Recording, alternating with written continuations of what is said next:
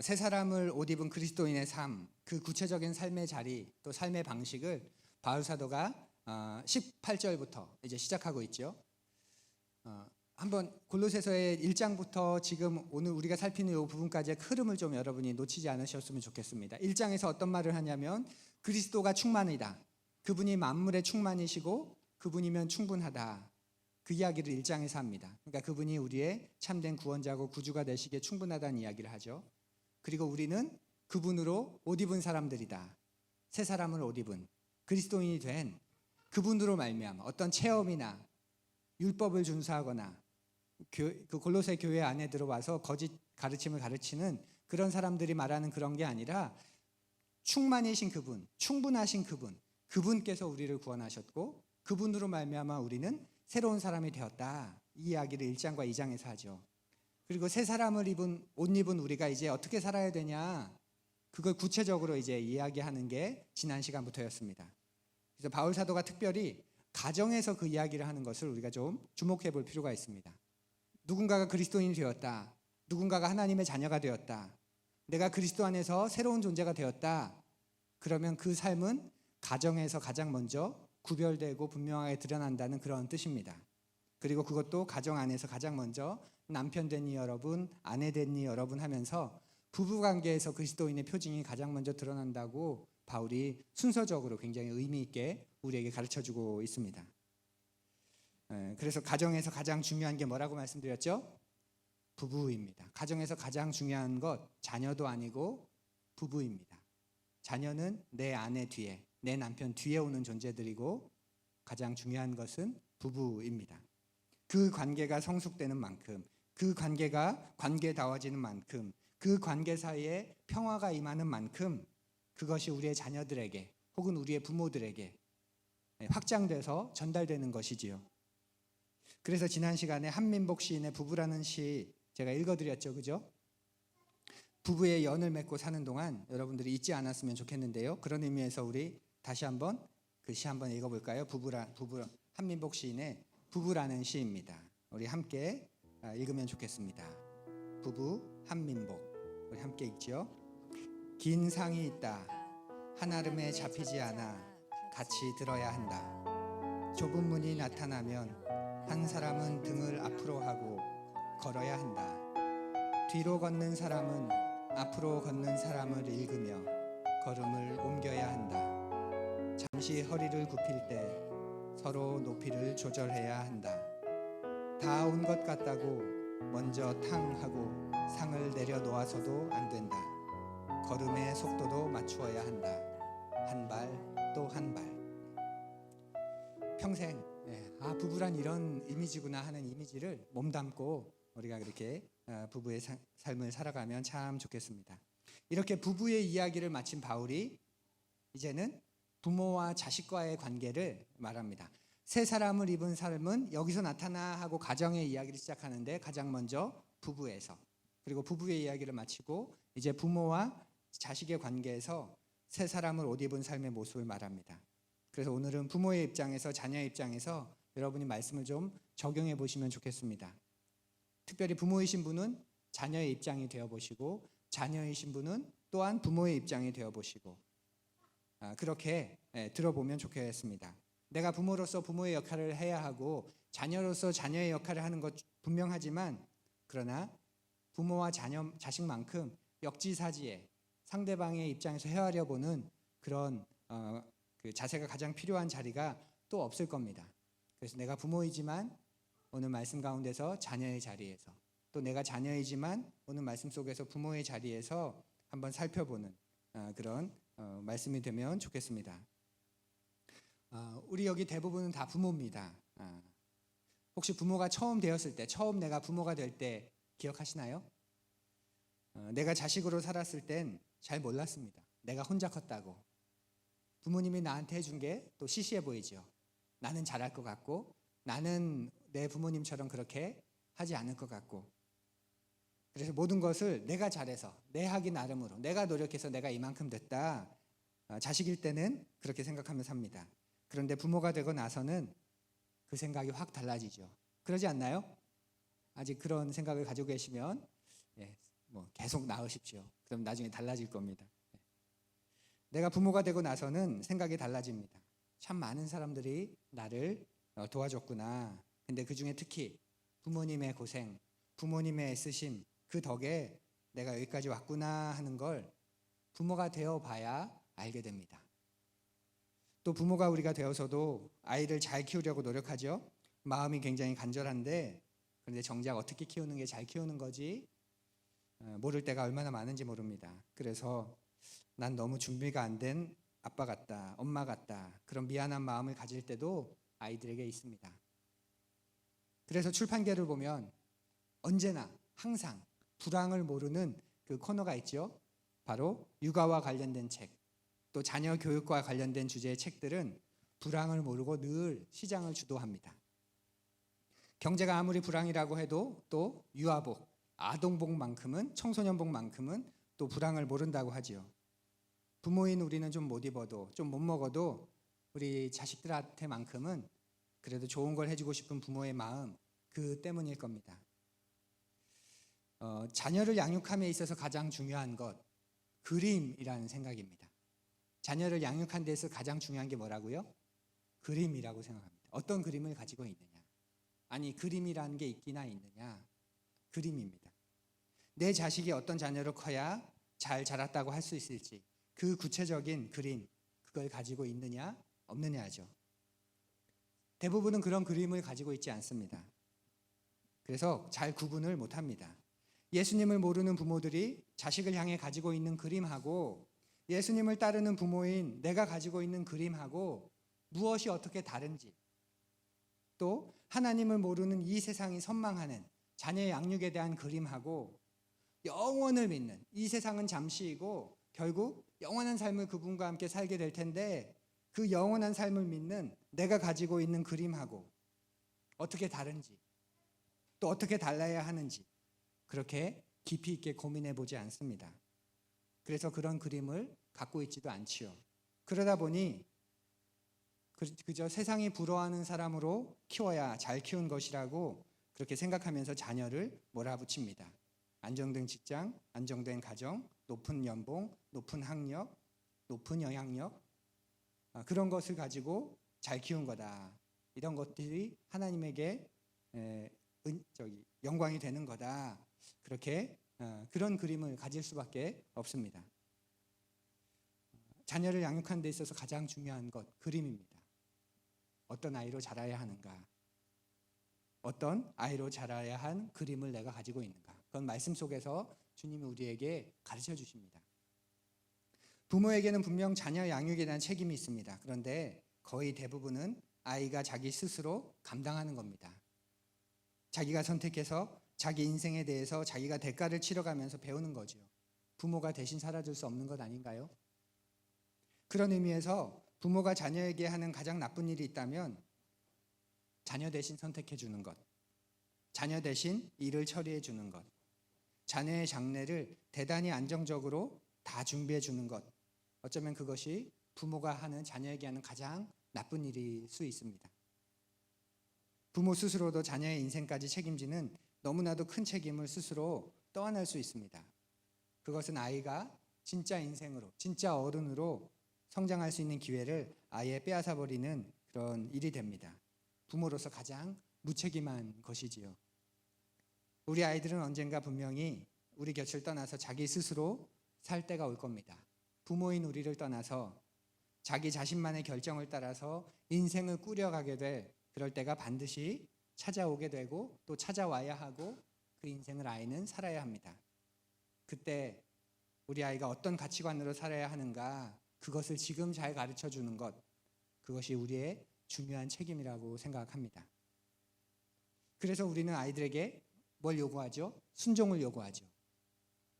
또 많은 것들을 부모로서 또 통제합니다.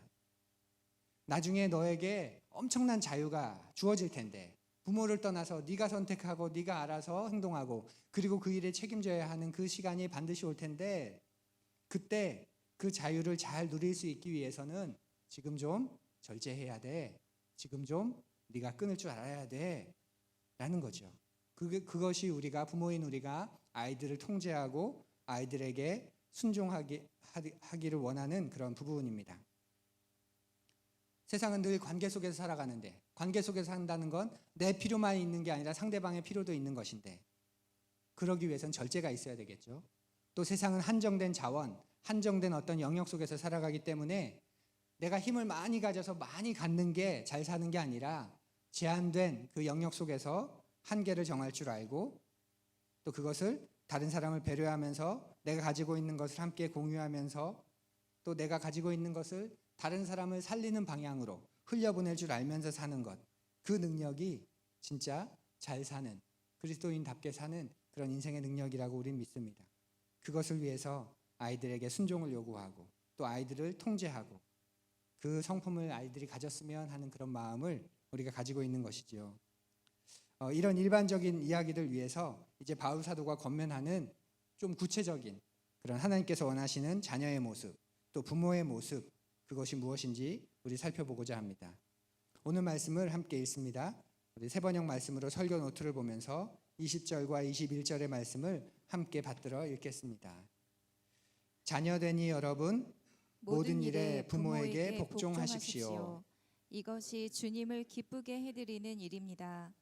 어버이 된 이 여러분, 여러분의 자녀들을 격분하게 하지 마십시오. 그들의 의기를 꺾지 않아야 합니다. 아멘. 아내와 남편을 향해 권면한 바울 사도가 이제 자녀들에게 권면하고 있습니다. 자녀되니 여러분 모든 일에 부모에게 복종하십시오. 이것이 주님을 기쁘게 해드리는 일입니다. 자녀되니 여러분 그러면서 자녀가 누구인지 구체적으로 명시하진 않죠. 몇 살까지다.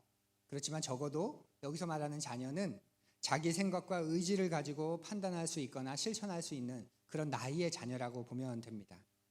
그러니까 윤다미, 윤수리, 서준이, 설이, 하리, 지성이 이런 아이들 아닙니다. 얘네들은 그냥 부모 말 듣고 살아야 되는 아이들이고 우리 윤지나 서희나 수호나 또 수민이나 그 정도 때의 아이들 말합니다. 여러분을 말하지도 않아요. 1차적으로는. 우리는 독립된 존재입니다. 부모의 품을 떠나서 독립된 결정과 독립된 책임으로 사는 사람들.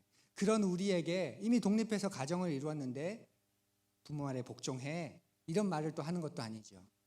모두 다 같은 자녀이지만 특별히 여기서 말하는 1차적인 자녀의 모습은 부모의 수하에 있는데 어느 정도 생각이 자라고 또 가치 판단도 어느 정도 점점 잘하면서 자기의 생각과 의지를 가지고 실천하거나 판단할 수 있는 그런 나이의 자녀라고 보면 됩니다. 그 아이들에게 지금 부모에게 복종해라 이렇게 말하고 있는 거죠. 의무적인 순종을 말합니다. 부부 사이에서는 아내를 향해서 남편에게 자발적인 순종하라고 요구했다면 자녀들을 향해서는 부모의 수하에 있는 자녀를 향해서는 의무적인 순종, 복종할 것을 바울이 말합니다. 왜냐하면 자녀들에게 순종은 선택사항이 아니기 때문이죠. 그래서 뭐라고 말하나요? 여기서 자녀되니 여러분 부모에게 복종하되 모든 일에 복종은 너희들에겐 선택사항이 아니야. 마땅히 따르는 거야 라는 그런 의미로 말하고 있습니다. 그러기 위해서는 전제되어야 하는 게 하나 있습니다. 부부관계에서 남편의 아내의 머리인데 그 머리로서 전제되어야 하는 것 뭐죠? 남편은 그리스도를 자신의 머리로 교회의 머리로 철저하게 인정하는 삶을 살 때 비로소 아내의 머리 된 남편의 모습이 바르게 되는 것이죠. 그 전제가 있는 것처럼 여기서도 부모에게 전제되는 게 있습니다. 자녀에게 의무적인 순종, 모든 일에 복종을 요구하는 그 부모가 주님을 기쁘게 해드리는 삶이 어떤 건지 먼저 알고 있고 또 그것을 살아가고 있어야 한다는 전제가 여기에 있습니다. 그래야 자녀에게 모든 일에 부모에게 순종해라고 담대하게 말할 수 있는 것이지요. 쉽게 말하면 나는 주님을 기쁘시게 하는 삶이 뭔지 잘 모르는데 내가 부모이니까 너는 무조건 내 말 따라 이렇게 복종을 요구하는 것은 옳지 않다라는 그런 말입니다. 그리고 바울의 이 말은 당시에 굉장히 파격적인 말입니다. 1세기 로마 사회에서 자녀는 요즘의 자녀와는 다르죠. 이때 이 당시의 자녀는 종이나 다름없었습니다. 전혀 인격적인 대우를 받지 못했습니다. 만일 자녀가 장애를 가지고 태어났다, 아버지가 그 아이를 유기해도 괜찮습니다. 또 물에 빠뜨려서 죽여도 합법적인 일로 받아들여졌습니다. 전혀 처벌받은 일로, 부끄러운 일로 어떻게 그럴 수 있어 하는 그런 수치스러운 일로 받아들여지지도 않았습니다.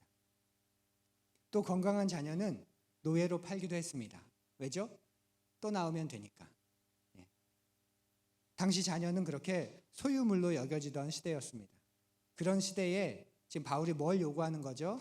이 아이가 내 소유물이 아니라 하나님의 것이다, 주님의 것이다 라는 걸 인정하라는 말입니다. 그리고 나를 기쁘게 하는 자녀가 되도록이 아니라, 우리 가문을 기쁘게 하는 자녀가 아니라 하나님을 기쁘게 해드리는 아이가 되도록 부모인 네가 먼저 하나님을 기쁘게 하는 삶을 살아가라 라고 요청하는 거죠. 당시로서는 굉장히 생소한, 굉장히 파격적인 그런 주장입니다. 자녀가 부모에게 순종해야 한다는 것은 시키는 대로 다 하라는 정도에 그치는 말도 아닙니다. 여기서 순종이라는 건 그저 순종 그 자체가 목적이 아니라 부모의 권위를 인정하라는 거죠. 부모를 경외하고 사랑하라는 겁니다. 부모를 신뢰하라는 그런 의미가 담겨 있습니다. 왜냐하면 눈에 보이지 않는 하나님을 공경하는 것이 눈에 보이는 부모를 공경하는 것으로 표현되어지기 때문에 그렇습니다. 또한 하나님의 권위를 인정하고 내 생각과 의지를 꺾어서 복종하는 훈련, 우리가 어디에서 할 수 있을까요? 부모와 자식 관계에서 할 수 있는 거죠. 눈에 보이는 부모를 통해서 눈에 보이지 않는 하나님께 복종하는 법, 내 의지를 꺾는 것, 그것을 훈련하게 하신 하나님의 질서이고 시스템입니다. 여러분과 저 독립된 자녀들인 저희는 부모에게 복종하는 존재가 아니라, 우리는 지금 부모님에게 어떻게 해야 되죠? 부모님을 배려해야 하는 존재입니다. 부모님의 감정, 부모님의 정서, 또 부모님의 마음, 우리는 그것을 배려해 주어야 되는 존재지, 왜냐하면 독립한 또 다른 존재이니까. 지금 말하는 부모에게 복종해, 성경은 부모에게 복종하라 했는데, 내가 가정을 이루고 있는데 가정의 주체로서 내 판단이 들어가야 되는데 그 일을 요구하는 게 아니라, 사춘기, 특별히 사춘기 정도의 아이들, 자기의 고집을 꺾어야 되고 자기의 생각을 꺾어야 되고 그러면서 바르게 방향을 가야 되는 그 아이들에게, 그때 그것을 경험하지 않으면 눈에 보이지 않는 하나님께 복종한다, 그 하나님께 자기의 고집을 꺾는다, 이것을 경험하는 것은 굉장히 어렵습니다. 좀 지나면 이제 자기 뜻대로, 자기 판단대로, 자기 생각대로 살아가게 되기 때문에 그렇죠. 그래서 하나님은 눈에 보이지 않는 하나님께 복종하는 그것을 가르쳐 주시기 위해서 몇 가지 질서를 만들어 주신 겁니다. 그 가운데 하나가 바로 자녀가 부모에게 순종하는 그런 모습입니다. 이것은 계급사회, 또 다른 철저한 위계사회를 만들라는 게 아니라 하나님을 존중하고 신뢰하는 사람이 되라는 더 깊은 의미를 주시는 거죠. 또 그것을 훈련하기 위해서 또 다른 방편을 두셨는데, 그게 바로 세상의 권력자들에게도 복종하라는 그 질서 역시도 같은 의미입니다. 그렇기 때문에 여러분이 지지했든 여러분이 지지하지 않았든 하나님께서 허락하신 질서, 정당하게 세워진 권력이 있다면 거기에 대해서는 최대한 그 권위를 인정하는 것이 옳은 일입니다. 내가 지지하지 않았으니까, 나는 지금도 반대하니까 난 안 따를 거야. 이것은 정해진 질서, 그 정해진 방법 안에서 합당하게 세워진 그런 질서를 내가 스스로 거부하고 거절하는 겁니다. 그것은 옳지 않은 일이겠죠. 그래서 바울 사도는 자녀들이 부모에게 순종하는 게 주님을 기쁘시게 해드리는 일이다라고 말하고 있습니다. 부모에게 기쁜 일이기 전에 주님께서 기뻐하시는 일이다. 왜냐하면 그 질서를 만드신 분을 경외하는 일이고 그 질서를 누리는 것이기 때문에 그렇다는 거죠. 제가 청년 때 뉴질랜드에서 지내는 동안에 받았던 문화 충격들이 여러 가지 있었는데, 그중 가장 첫 번째 문화 충격이 바로 뉴질랜드 그 부모들이 그 자녀들을 대하는 태도를 보면서 되게 많이 놀랐습니다.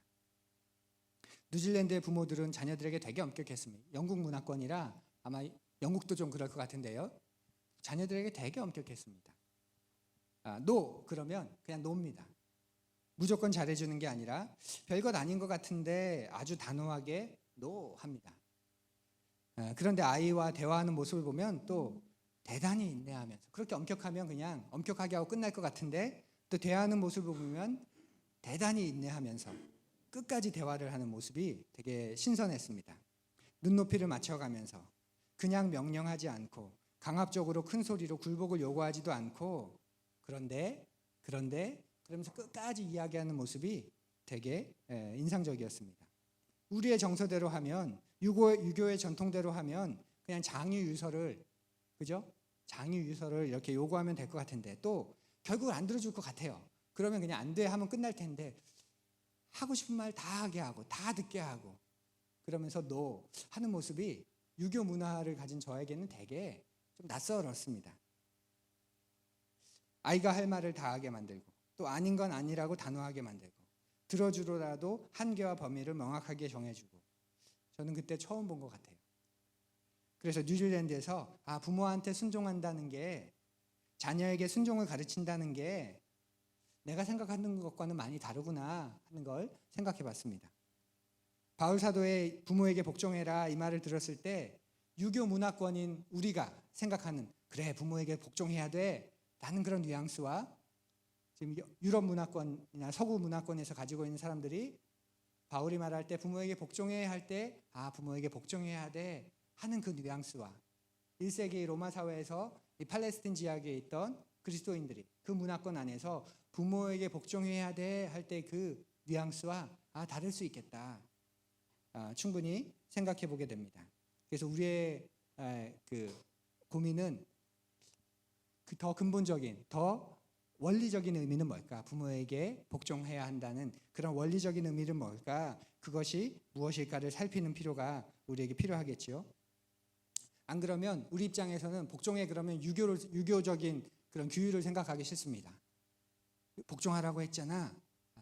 그래서 그것에 우리가 이렇게 휘둘리지 않기 위해서는 성경이 말하는 순종은 어떤 것이냐 그것을 또 원뜻을 좀 살필 필요가 있지요.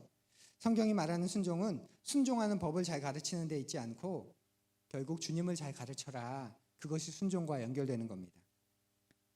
네가 예수님을 잘 가르쳤을 때 그리고 네가 예수님을 잘 따를 때 그 예수님과의 관계가 네가 성숙해질수록 또 너의 자녀가 주님과의 관계가 성숙해질수록 그 자녀들이 주님께서 의도하신 순종의 삶을 살 수 있다. 그것이 자녀들에게 주님께 복종해라. 복종을 가르쳐라 말하는 그런 뜻이지요. 또 성경이 말하는 순종은 부모가 자기를 기쁘게 하려고 자기가 만족하려고 자녀에게 순종을 요구하거나 양육해서는 안 된다고 말합니다. 내가 이루고 싶은 게 있어서 그걸 이루기 위해서는 얘가 이렇게 하면 안 되는데 그래서 자녀를 통해서 그것을 이루기 위해서 순종해 그렇게 요구해서도 안 된다는 것이죠. 또 성경이 말하는 순종은 부모가 자녀가 기뻐하는 대로 키워서도 안 된다는 것을 또한 말합니다. 아무리 자녀가 귀하고 사랑스러워도 내 자녀가 원하는 대로 다 해주는 것은 사랑이 아니겠죠. 그럴 때는 아이가 분명 이기적인 아이로 자라게 될 겁니다. 성경이 말하는 순종이란 그게 유럽 문화권이건 서구 문화권이건 유교 문화권이건 당시 고대 사회건 상관없이 성경이 말하는 순종은 순종 그 자체의 초점이 아니라 주님과의 관계 속에서 이루어지는 순종 그리고 부모가 자기를 기쁘게 하기 위해 혹은 자녀를 기쁘게 하기 위해서가 아니라 하나님을 기쁘시게 하기 위해 이루어지는 순종 그것이 그 원리의 그 밑바닥에 기초해 있습니다. 그럴 때 어떤 문화권에서건 어떤 영향 문화를 가지고 있건 그 안에서 바르게 그 모습이 드러나게 되겠지요. 그러니 우리 어른들은 우리 부모들은 우리 자녀들에게 순종을 기대하기 전에 부모로서의 참된 권위 그리스도를 의지하고 사랑하는 부모로서 모범을 보이기 위해 애써야 할 겁니다. 아멘. 네.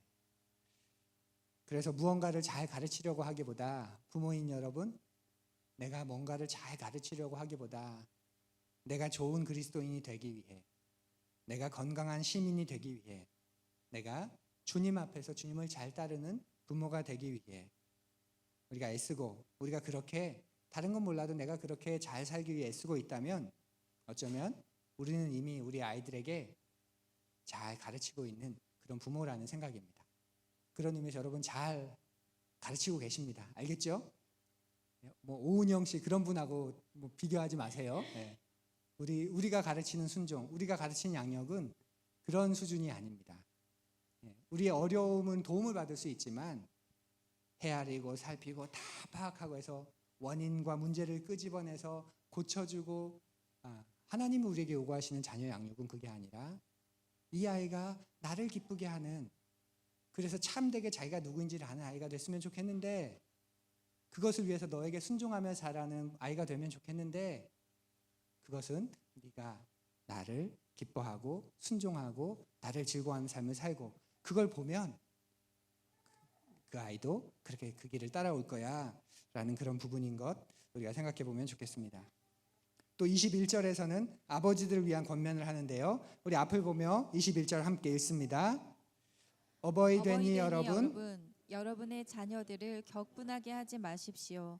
그들의 의기를 꺾지 않아야 합니다. 우리 지금 이 세 번역에서는 어버이 되니 여러분 그러면서 부모에 대한 이야기로 말하는데요, 개역개정 성경에서는, 그리고 원문에서는 아비들아 그렇게 말합니다. 아버지들에게 하는 이야기입니다. 왜냐하면 당시 1세기 당시에는 자녀 교육의 일차적인 책임이 아버지들한테 있었기 때문에 그렇습니다. 우리 지난주에 얘기 드렸죠. 남편과 아내할 때 여성이 당시 어떤 개념 존재였는지 생각을 못하는 존재, 생각이 필요 없는 존재. 그래서 도덕적인 권면도 여자에게 할 필요 없다. 그럼 여자는 어떻게 선택하냐? 남편에게 물어보면 된다. 아버지에게 물어보면 된다. 그러면 아버지가 하라는 대로, 남편이 하라면 된다. 그런 시대입니다. 그런 문화권에서 1차적인 자녀 교육의 책임이 아버지에게 있었기 때문에 바울 사도가 아비들아 하면서 그렇게 이야기를 말하고 있습니다. 바울조차도 그 문화권에 살았던 사람이기 때문에 여성을 폄하하는 그런 의도로 말하는 것이 아니라는 그런 거죠. 그래서 이것을 우리 시대로 가져오면 이제 부부가 함께, 아빠와 엄마가 함께 자녀 양육의 주체가 되기 때문에 지금 우리 시대에서는 이 말이 그냥 아빠들에게 하는 말이 아니라 부모들에게 하는 말로 우리가 충분히 해석하고 또 받아들일 수 있는 거죠. 그런데 이런 걸 볼 때 성경에는 아비들아, 아버지들아 그렇게 말했으니까 아빠가 해야 돼, 그건 아비가 해야 돼, 이렇게 말하는 것은 또한 성경을 따르는 것 같으면서도 성경의 정신, 의미, 그것은 놓치는 그런 부분이기도 합니다.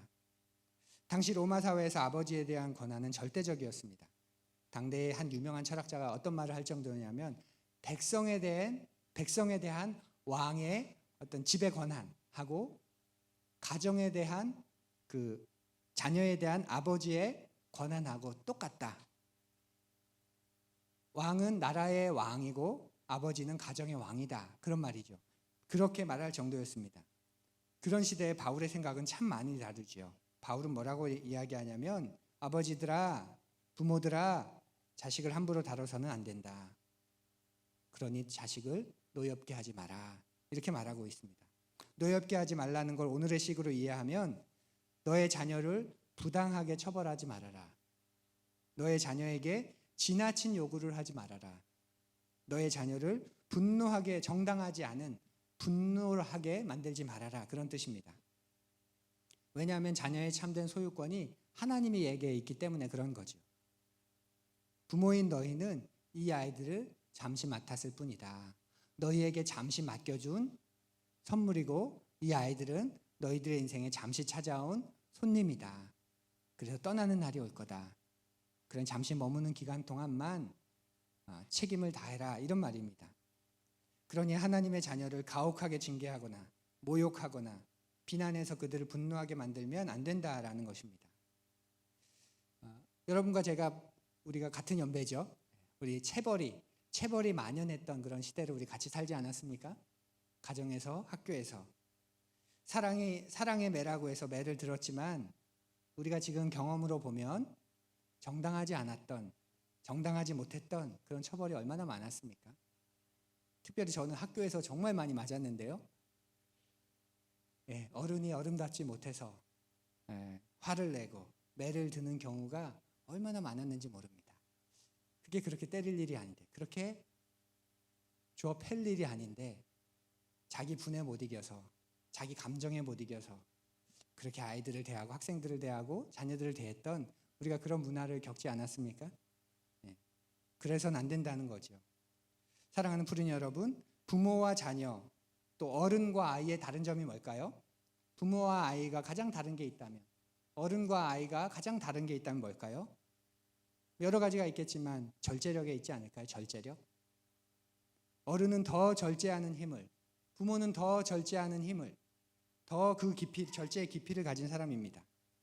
그런데 아이가 절제하지 못하는 상황을 보면서 어른들은 절제하면서 그것을 잡아가야 하는데 오히려 어른들이 더 절제하지 못하고 더 화를 내고 더 망치는 경우가 얼마나 많았습니까? 사랑하는 푸른이 여러분, 특별히 부모 여러분, 우리 자녀들은 생각의 폭이 좁습니다. 뭐가 좁다고요? 뭐가 좁다고요? 네, 우리 아이들은 생각의 폭이 좁습니다. 윤지는 툭하면 뭐라는 줄 아세요? 윤지, 아빠, 근데 저 다른 교회 다니면 안 돼요? 윤지, 네. 웃을 줄 알았는데 안 웃으시네. 아, 심각한 일이군요 이게. 네, 윤지 생각의 폭이 좁아요. 그래서 툭하면 아빠 딴 교회 가면 안 돼요? 이런 말을 해요 한 번씩. 그러니까 아이들에게 우리가 성숙한 판단력을 기대해서는 된다 안 된다? 네, 안 되는 것 같아요. 그러니 부모가 멀리 보고 부모가 옳은 판단을 내렸다고 해도 아이들은 어떻게 반응하죠? 아, 이건 불합리하다. 이건 불공정하다. 이건 이해 못하겠다. 부당하다. 그렇게 여깁니다. 그럴 때 우리가 무조건 강요할 게 아니라 잘 설득하고 잘 표현하는 게 더 중요하겠죠. 죄송합니다. 오은영 박사 같은 말을 해서 저도 못하는데 올바른 내용을 말하는 것보다 그게 더 중요하다는 그런 경험 우리가 다 가지고 있지 않습니까? 내가 말하는 내용에 달린 게 아니라 말하는 방식, 타이밍에 달려 있는 거죠. 정말 의미 있고 중요한 말을 하려면 말하는 방식, 특히 말하는 톤, 이걸 잘 가려서 우리가 말해야 하지요. 특히 아빠들이 그렇지 않나요? 내가 말하면 아이가 귀를 닫아. 그건 내가 말하는 방식에 문제가 있는 겁니다. 내 말에는 내 말의 의도, 내가 말하는 내용에는 전혀 문제가 없습니다. 그건 아빠로서 어른으로서 부모로서 합리적이고 굉장히 상식적이고 또 맞는 말입니다. 그런데 그 말을 하는 방식, 그 말을 하는 타이밍, 거기에 문제가 있는 거죠. 우리가 좀 기억할 필요가 있습니다. 부모의 역할은 부모의 뜻대로 아이가 크도록 양육하는 게 아니라 이 아이가 하나님의 말씀을 따라 가치관이 형성되도록 도와주는 것 아닌가요? 그래서 때가 되어서 스스로 결정한 나이가 됐을 때 이 아이가 행동하는 모든 게 하나님이 기뻐하시는 방식이 되면 좋겠다. 우리가 그 소망을 가지고 양육하는 것 아닙니까? 어느 순간 더는 부모인 우리가 아이들에게 영향을 미칠 수 없는 때가 반드시 찾아옵니다. 부모와 자녀 관계로서 여전히 존재하고 여전히 관계 맺고 살아가지만 부모인 내가 더 이상 아이에게 전혀 영향을 끼칠 수 없는 그런 때가 분명히 그리고 반드시 곧 옵니다. 먼저 키우신 분들은 그날이 생각보다 빨리 올 거예요 이렇게 말씀하시더라고요. 그렇게 우리 아이가 알아서 결정하고 알아서 책임져야 될 때 우리 아이가 인간에 대해서는 어떻게 생각하고 삶에 대해서는 어떻게 생각하고 하나님에 대해서는 어떻게 생각하고 돈과 권력에 대해서는 어떤 기준을 가지고 살아가게 될까 고민하는 그 그림을 우리가 가지고 있으면 좋겠습니다. 전 저희 아이들이 인간에 대해서 내 앞선 사람들 그리고 내 뒤에 오는 사람들 그리고 같은 세대를 살아가는 사람들하고 내가 다 연결되어 있다. 전 그 마음을 잃지 않았으면 좋겠습니다. 삶에 대해서도 내 삶이 참 소중하지만 이 삶의 끝에는 또 다른 삶, 영원한 시간이 기다리고 있고 그 삶이 시작된다. 본격적인 삶이 시작된다. 그 영원 안에서 지금의 삶을 바라볼 줄 아는 그림을 가지면 좋겠습니다. 하나님에 대해서도 돈과 권력에 대해서도 그런 그림을 가진 부모가 되어주시기를 바랍니다. 그리고 그 일을 푸른 공동체 안에서 같이 고민하고 또 그렇게 키워나가 주시길 바랍니다. 기꺼이 삼촌과 이모가 되어주기로 한 여러분들에게 언제든지 푸른 아이들과 푸른 청소년들에게 이 아이들이 교회 안에서 이 관계 안에서 예의를 알도록 도리를 알도록 사랑과 부드러움을 담아서 알려주시면 좋겠습니다. 뭘 담아서요? 사랑과 부드러움을 담아서. 그리고 부모님들은 그렇게 그분들이 들어갈 수 있도록 자리를 좀 만들어 주시면 좋겠어요. 내 아이를 왜 다른 분들이 그렇게 야단치는지 왜 혼내는지 그렇게 불쾌해하지 마시고 불편해하지 말고 사랑으로 충고하고 말할 수 있는 공간을 이렇게 내어주시면 참 좋겠습니다. 그래봐야 우리 삼촌들이 이모들이 무슨 말 하겠습니까? 기껏해야 어른들한테 그렇게 말하면 안 돼. 교회에서는 그렇게 행동하면 안 돼. 너희들끼리 그렇게 다투고 싸우는 건 참 슬프다. 그러지 않으면 좋겠어. 먼저 인사하면 어떨까? 먼저 인사해주면 엄청 기쁠 것 같은데 고작 말하는 거 그 정도 아닐까요? 그렇죠? 그렇게 말할 수 있는 자리를 내 아이에게 삼촌인 또 이모인 우리 푸른이들이 말할 수 있도록 그렇게 공간을 열어주시면 좋겠습니다. 그리고 함께 밥을 먹는 것도 우리에겐 굉장히 중요한 일이죠. 그래서 아이들에게 식사 예절도 가르치고 그럴 때 부모님이 편들어 주시면 좋겠어요. 큰 사모님 하시는 말씀이 맞아. 이모가 하는 말이 맞아. 이렇게 부드럽게 편들어 주면서 함께 밥 먹을 땐 이렇게 하는 거구나 하고 배울 수 있도록 부드럽게 동의해 주면 좋겠습니다. 왜냐하면 아이들이 밥상머리 예절을 배울 곳이 전혀 없지 않나요? 이제 더 이상 가정에서 밥상머리 예절 배울 수 없습니다. 지들끼리 먹는데 그리고 나랑 먹는데 할머니 할아버지가 있어야 밥상머리 예절이 존재하는 거예요. 그죠? 가장 큰 어르신이 계셔야. 그런데 서로 알아서 먹고 나눠서 먹고 배고픈 사람이 먼저 먹고 빨리 학원 가거나 일 있는 사람이 먼저 먹는 자리에선 밥상머리 예절을 배울 수 없습니다. 근데 우리는 그걸 배울 수 있는 자리잖아요. 그런 자리에서 기다릴 줄 알아야 돼. 다른 사람이 있으니까 요만큼만 먹고 그 다음에 와서 더 먹도록 해. 이렇게 누구든지 부드럽게 얘기해주고 이 말씀이 맞아. 그렇게 하는 게 맞아. 잘하고 있어. 그렇게 말할 수 있는 그런 공간을 만들어주시면 그리고 자유롭게 진행됐으면 좋겠습니다. 사랑과 부드러움을 담아. 알겠죠? 사랑과 부드러움을 담아. 너 어디서 그래? 그러면 안 돼요. 마치면서 시 두 편을 소개해 드리려고 합니다. 십자가의 사랑으로 아가페의 사랑으로 자식을 사랑하는 부모의 마음이 굉장히 잘 담긴 시입니다. 김희정 시인의 아들아 딸아 아빠는 마리아라는 시인데요. 한번 들어보십시오. 아들아 딸아 아빠는 마리아. 김희정. 아들아 딸아 아빠는 마리아. 너희들이 태어나고 제일 먼저 그림자를 버렸단다. 사람들은 아빠 보고 유령이라 말하지만 너희들이 아빠라고 불러줄 때마다 살아있다는 것을 확인할 수 있었단다. 다음으로 버린 것은 남자라는 단어야. 폼 잡았던 남자라는 옷 벗어던지고 너희들이 달아준 이름 아빠를 달고 세상을 향해 걷고 또 걷는단다. 그 순간만은 아빠라는 이름이 훈장이 되고 슈퍼맨의 망토가 된단다. 다음은 지갑을 닫았단다. 멋진 폼으로 친구들 앞에서 지갑을 열었던 날이 있었지. 네가 태어났던 날이야. 그날을 끝으로 먼저 지갑을 꺼내본 적이 없단다. 망설이다 버린 것이 자존심이야. 너무나 버리기가 힘들어 41구석에 숨겨놓았지. 네가 학교에 입학하고 책가방이 무거워져 갈 때 오랜 세월 자리를 잡아 나오지 않으려고 발버둥친 그 자존심. 잘 마시지 못한 소주 꾸역꾸역 삼키며 세상 밖으로 토해냈단다. 아들아 딸아 아빠는 말이야. 사람들이 그림자가 없다고 놀려도 남자의 옷을 벗고 다닌다고 말해도 지갑이 없다고 수군거려도 배알이 없다는 말로 심장에 비수를 꽂아도 나는 너희들의 아빠니까 괜찮아. 아빠니까 말이야. 사랑하는 푸른 여러분, 하나님께서도 우리에게 이런 말씀을 하시지 않을까요? 여러분과 저에게 나는 너희들의 아빠니까 괜찮아. 아빠니까 말이야. 그러실 것 같습니다. 그 하나님을 닮은 부모가 되는 것 참으로 영광스러운 탐낼 만한 그리고 사모할 만한 일 아닐까요? 이를 위해서 우리에게 필요한 태도가 있죠. 바로 주님을 의지하는 마음, 성령님을 의지하는 마음입니다. 왜냐하면 내 힘과 내 성정으로는 도저히 할 수 없는 일이기 때문에 그렇습니다. 부모 노릇 처음이라 힘들지 않으십니까? 그리고 아이들에게도 미안하시죠? 윤지나 윤성이가 자주 그래요. 왜 동생들만 예뻐하냐고.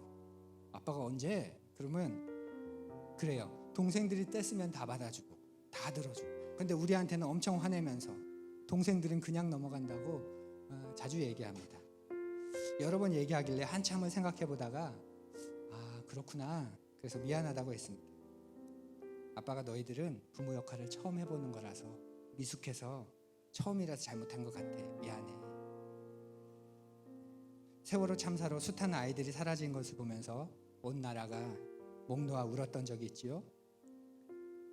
그때 세월호 유가족 가운데 한 아버지가 그 참사 후에 보이스피싱 문자를 받았다고 해요. 아빠, 나 핸드폰 액정 깨져서 바꿔야 해요. 얼른 돈 보내주세요.